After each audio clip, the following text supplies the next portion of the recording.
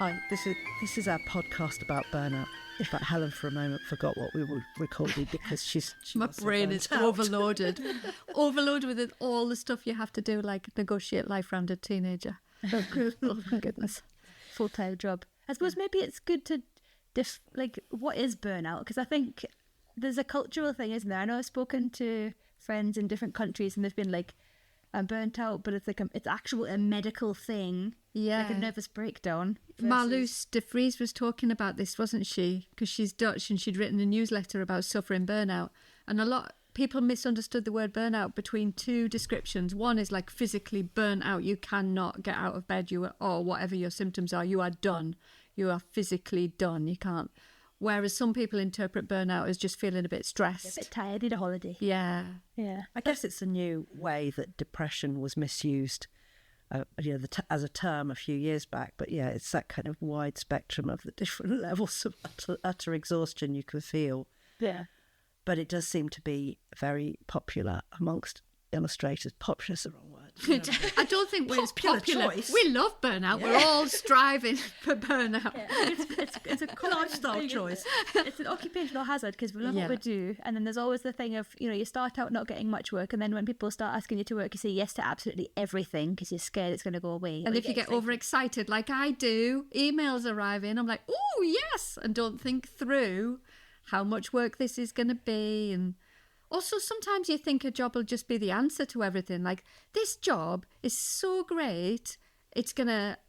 These royalty checks after do this are going to be amazing. Yeah. But you actually can't predict things like that. You cannot predict it. And I've given up trying to predict anything like that now.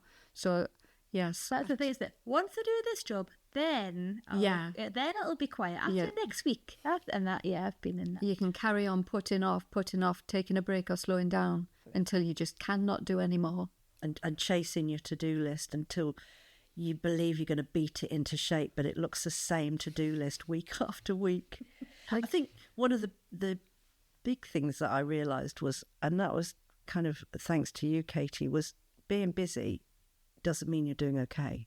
Being busy and being exhausted and being badly paid and just saying yes to everything so that you're on a treadmill of poorly paid jobs.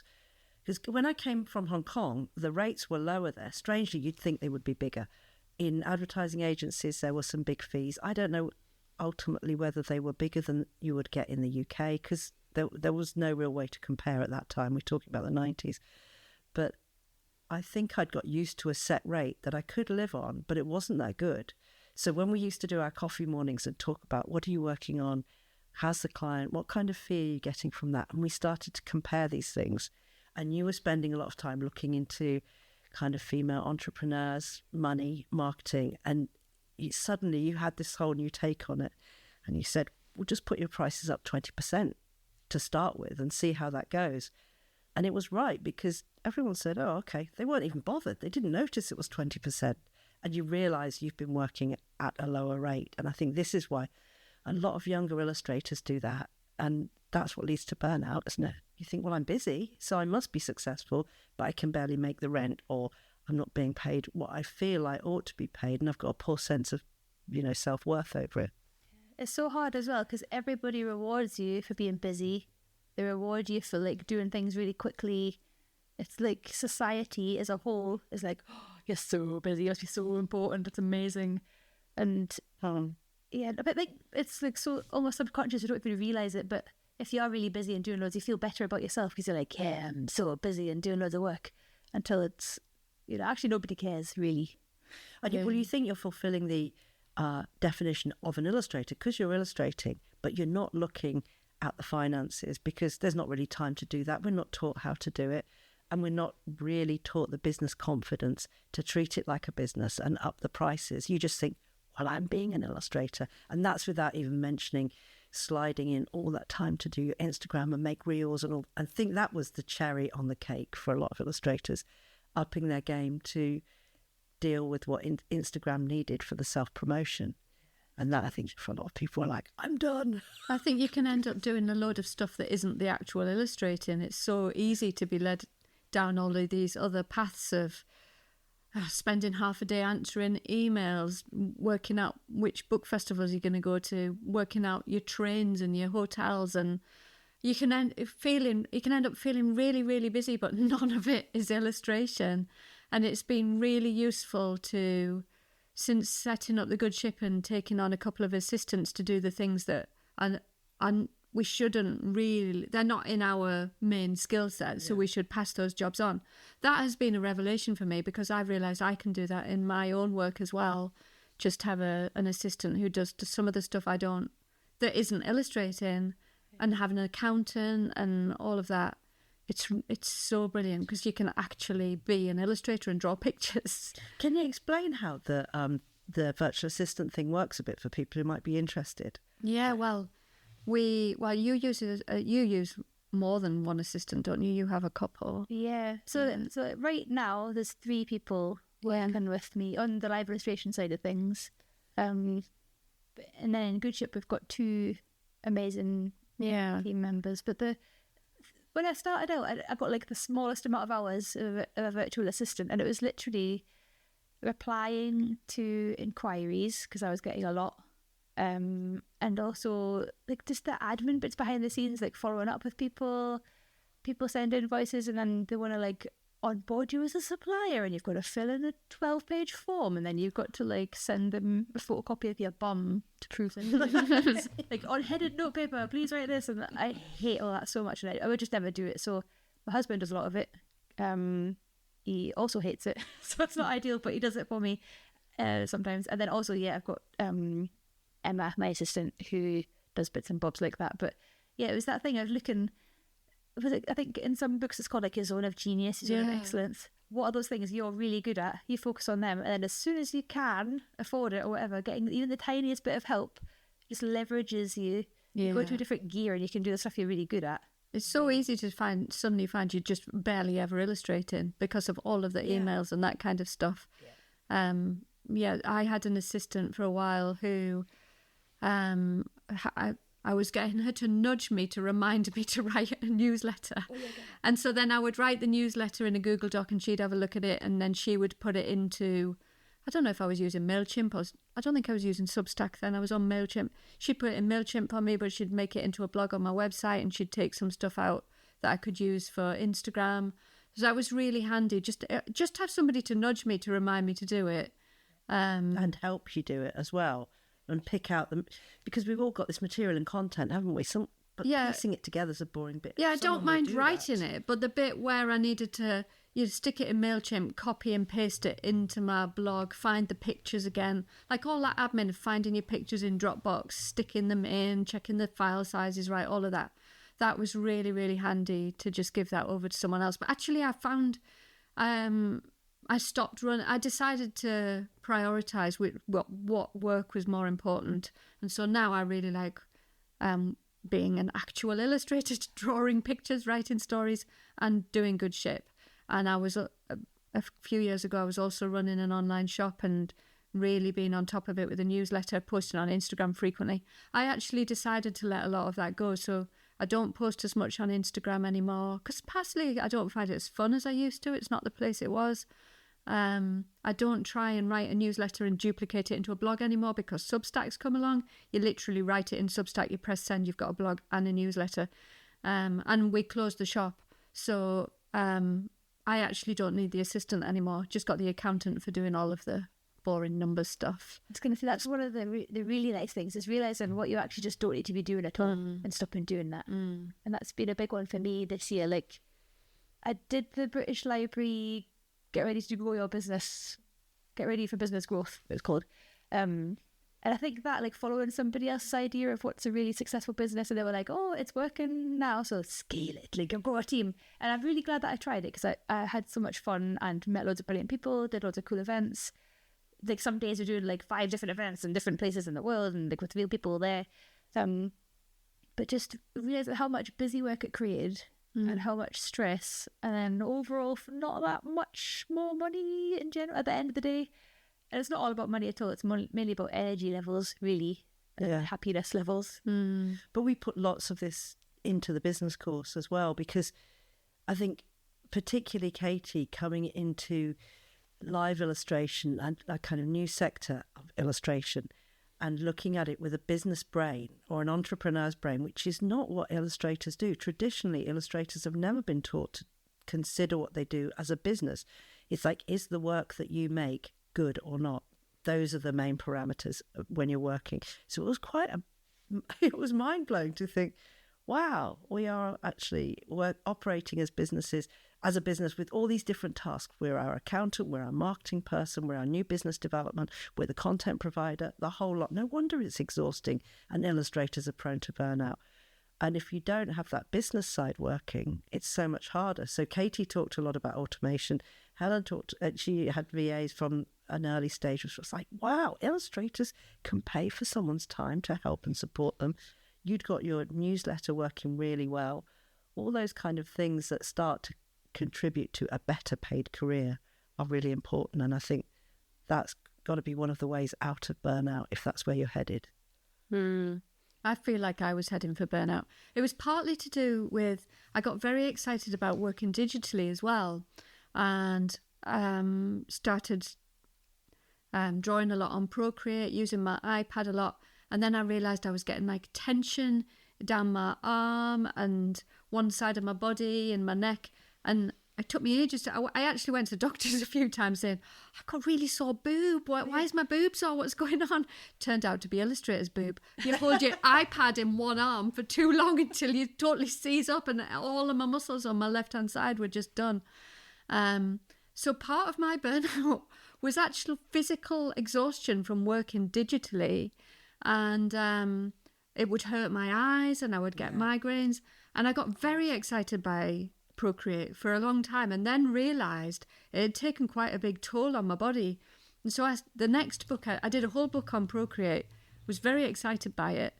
And then at the end of it, thought, hang on a minute, I think I'm actually injuring myself here. I'm going to stop this. And was craving paper again. So the next book, I got back out in my studio with my paper, my light box, my radio on beside me, dog asleep on my feet, and thought, oh yeah, this is why I'm an illustrator, because as a kid, we'd go on holiday in the caravan. My mum would put the felt pens on the floor, get my piece of paper out, sit in front of that gas fire in the caravan with that smell, the rain on the top of the caravan, and hours would go by in my own world of drawing. And as soon as I got back to paper again, I was like, oh, this feels good in my body. Like, this is better for me. And so now, I still do love Procreate. I think it's really exciting, but I use it more for roughs, note-taking, quick sketches of things. I don't use it. I wouldn't illustrate it. I use it to illustrate a whole book again. It's just too physically demanding. Yeah. I mean, so you think that just the excitement of saying, because you get excited about projects, and then the iPad was fast as well. So it's like your excitement was fast and the iPad was fast. And I could sit on my bed and illustrate a whole book on my bed. And it just felt like, oh, this is the answer. No, it isn't the answer. I ended up feeling absolutely full of adrenaline. You know, if you spent a whole day too much scrolling, too much time on a device, at the end of the day, I would just feel like that. It's not good. Which is whereas drawing on paper makes me feel relaxed. It does the opposite. It calms me down, makes me feel good. It feels centered. Whereas I realised drawing on the iPad actually does something different to your brain. It might be handy, easy to pick up, work anywhere, work quicker, but it takes its toll physically. And I thought, I'm reaching burnout. And I think it was all the screen time. Yeah. It would make sense, wouldn't it? It's not naturally meant to. Because you can also constantly check other things while you're doing that. I don't know whether you have... when you're on Procreate, do you nip out and have a quick look at whatever beeped and something you suddenly want to know? Little pop-up will come in. You've had an email. Oh, I'll better look at my emails. Whereas when I'm in my studio, I put my Chris Watson bird sounds on, and it's all recorded on Holy Island. You can hear the boat's masts clicking. You can hear the birds, the wind, and I am off in my own world. And hours go by. I have no idea if anybody knocked at the door or an email came in. I don't want to know. When you're on your iPad, you're constantly this intrusion all the time. And I'll just have a quick look to see if those socks are still in Uniqlo. And then you're distracted and you're off and you've got to get back again. But it's totally the freak flag thing, isn't it? Like getting back to that thing you loved as a child, the caravan drawing magic. And finding the way to get into whatever your zone is. Like, you remember when we were listening, you told us about Blind Boy's podcast where he talked about creating the zone, which will get the best out of you. And it's also sensory dependent. And I think the temptations of a screen are awful. I've worked like that for years. And when I'm working intensively on the screen, my eyes are just dry and sore. I can see on my face that my eyes look exhausted. And it was only when my son Joe said, "Oh, you need a gamer's lamp, Mum. You know, you just clip it over the top of the screen and it downlights the screen." The difference between looking at your screen at night in a poorly lit room or having this kind of gamer's lamp over the top of it. I've never heard of that. Honestly, it was night and day. What is it? It's just like a different light settings, from blue light to yellow light, to whichever one you want. And for some reason, because it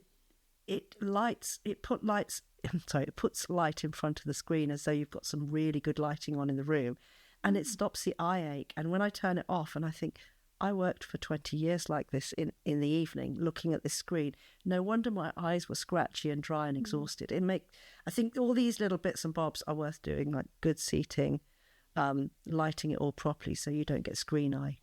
Yeah. Wow. That would help. What else works for burnout besides saying no to jobs? Walking. I'm so glad we have Peggy, because if I'm really stressed about work, she's constantly putting her paw on my knee going, remember me? Remember me? Are we going out yet? I'll just go and get my ball. That might remind you. That has been brilliant, having a dog. Because I have no choice. I have to get out for a good long walk in the middle of the day.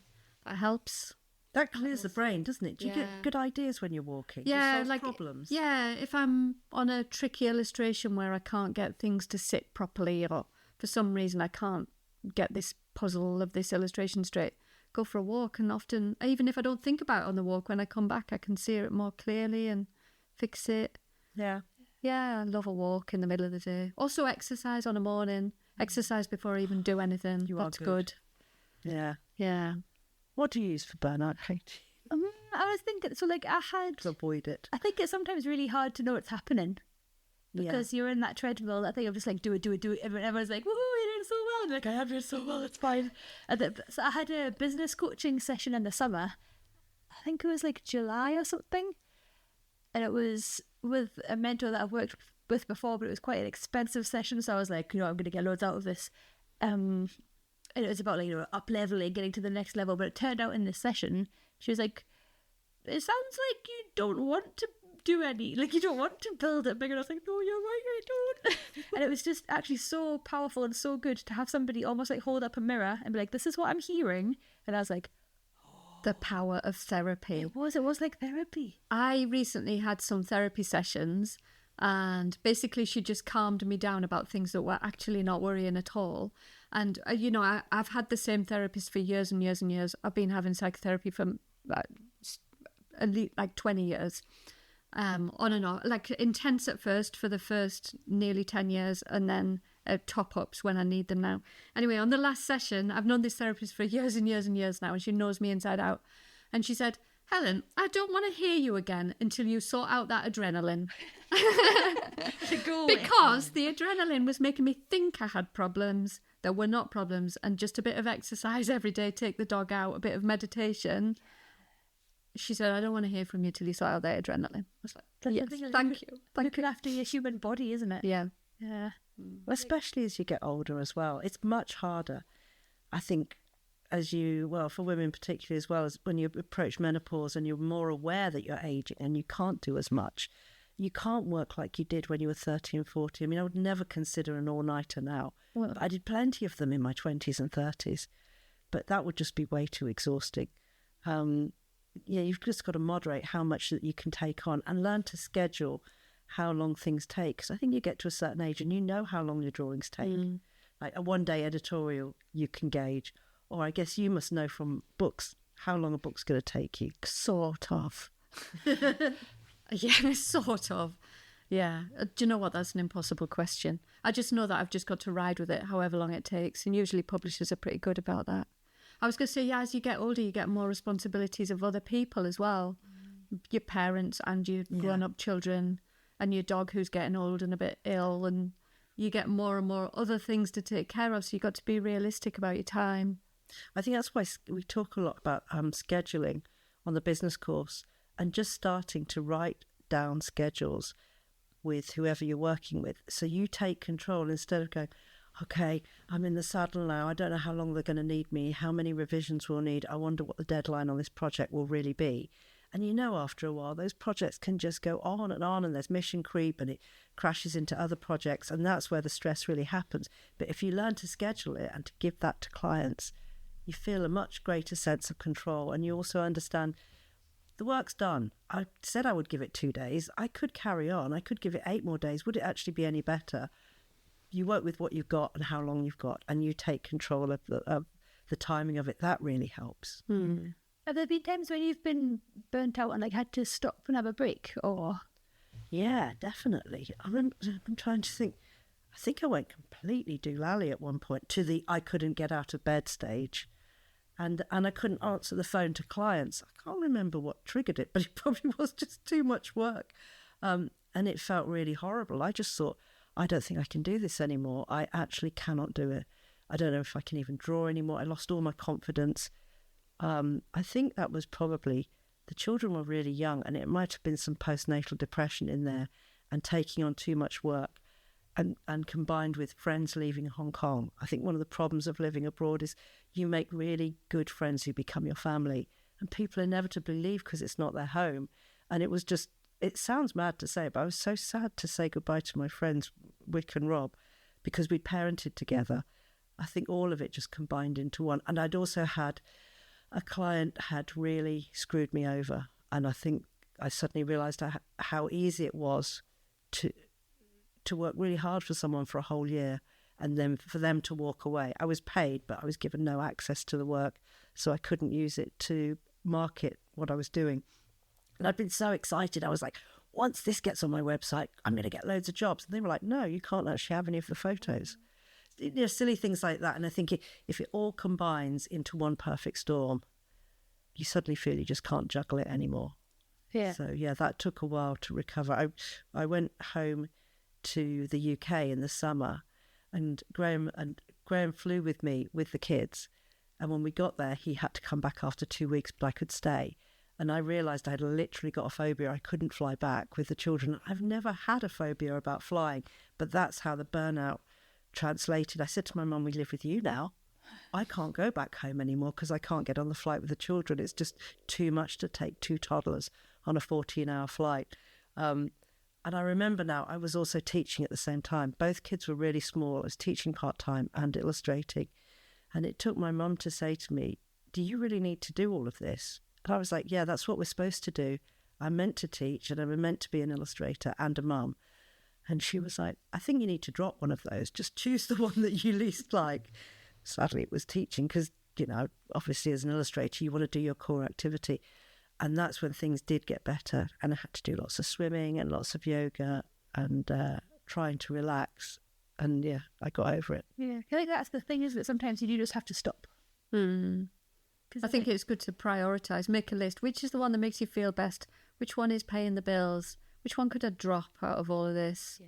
I've had to do that. And yeah, I think that's a career-long thing, isn't it? Reevaluating which bit of this is enjoyable. Am I still drawing every day? No. Yeah. What? And also putting your prices up, looking at it like a business. What can you automate? What can you outsource to someone to help you? And not work so hard, and recognise the signs when they're incoming and take action. Definitely. Like you get to know your own red flags, don't you? Yeah. Like for me, like when I was looking at those stress balls in the bowl, I was like, oh no. Was it like a big fat ironic joke? Yeah, I was just like, I want to like stop and be like, what are you doing?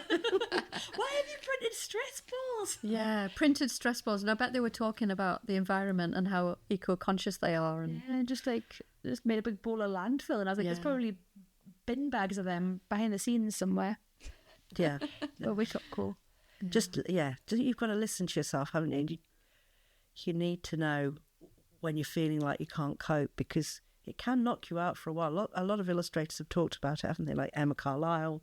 Marloes de Vries. Yeah, sign up for her newsletter because she's still going through it and she's tackling it, isn't she? Yeah. Every newsletter we hear what stage she is out with it. She's suffered very badly with it. And it's a kind of work ethic thing as well. I think certain people have a very ingrained work ethic, which is like, it doesn't matter if you're crying yourself to sleep, keep working. This is what you wanted. Show must go on, and all of that. And ignoring it all, ignoring how you feel about it. And she's been amazingly frank and open about tackling those feelings. I love her newsletters. They're brilliant. They're packed with information as well, not just about burnout, but about business and charging enough and all of that. Yeah, I recommend it. I'm speaking to Marloes next week on copyright for the business course, and she's going to be such a winner on that. She's good. I saw you'd got some juicy questions about it. Yeah, definitely. The nitty-gritty stuff. It's just tooling yourself up, really, isn't it? You can't wander into illustration and think, I draw well, I like to work for people. It's kind of not enough. You have to protect yourself as much as possible to make it a functional business that you can do, at least for, if you're in it for the long haul, you've got to learn as much as you can. Yeah. And like learning about your own energy levels as well is really important. Because I don't know, I've talked about human design a little bit, haven't I? It's like it's a bit woo-woo. But when I found out on the human design thing that I was a projector, the thing for projectors is they have to wait to be invited to do stuff. And that makes total sense. I was like, oh my God, because I was used to invited me to do the good ship, basically. And that's when like things got really exciting. And then also the other thing is projectors are good at like zooming out and helping other people to direct the energy. But the projectors shouldn't always be doing all the work themselves. And I think the world does not really encourage that sort of behaviour. It's like, no, you should just get on with it, get it done, like, do it fast. So I think, learning about that and learning that I can, like, help other people do things more efficiently, and I can see how things can be more efficient, but I don't necessarily have to be the one doing the work, has been really interesting. That's very much the teacher role, isn't it? I mean, sometimes I worry. I think, God, you're not illustrating enough every day. But I know a project will come along and then it will be deep immersion for 6 months, as maps usually are. But I really enjoy teaching what I've learned. But there is a certain amount of guilt. You think, I should be doing what I'm talking about every single day. But you actually can't. It's unsustainable. I think it's unsustainable. I think particularly if you work in intense periods like you do on your big project sometimes, and I do with a picture book. It's very intense for a period of time, and then you don't feel like doing it again for a little while. You do need to take a break. You can't, even drawing every day doesn't seem possible when you've just finished a book, and I think that's reasonable, and you need to recharge your batteries and come back when you feel inspired again. It's like natural cycles, isn't it? You're not gonna be like hammering out loads of work all the time. Yeah. Or if you are, you might burn out. So it's good to have a little rest. Yeah. Take all the shoulds out of your life. That's probably the best way to avoid burnout. Yeah, that was one of the great things when I started therapy. I'd never thought about that before, but she kept saying, you keep saying should. Stop saying should. There's a book that I really want to read. I haven't read it yet, but it's called The Courage to Be Disliked. And I think that's going to be interesting. Even the title, I was like, let's imagine. Couple that with you are not a to-do list and you're probably on your way. Maybe we don't need to read the book. Just carry on. I'm excited about the title. Yeah, just read the title. That's it. The rest is probably filler, to be fair. A lot of those self-help books they'll have a really good message, but they've had to stretch it out into a book, and so they just keep saying the same thing again and again and again. And you think, I got that on chapter 1. Where are we going now? Hammering it back. So I think we're done, aren't we? Yeah. Brilliant. Hope it's been useful to you. If you're feeling a little bit stressed, Look after yourself. Yeah. Bye. Bye.